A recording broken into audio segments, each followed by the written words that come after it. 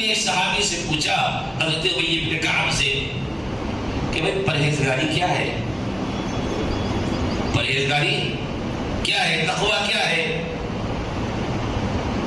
پوچھا کہ کبھی جنگل میں کانٹوں کے درمیان سے گزرے ہو؟ کہاں گزرتا ہی رہتا ہوں۔ کہا کس طرح گزرتے ہو؟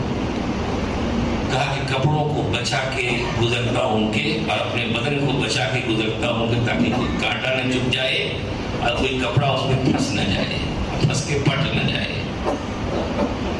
کہا یہ دنیا وہ جنگل ہے یا دنیا کی برائیاں وہ کانٹے ہیں؟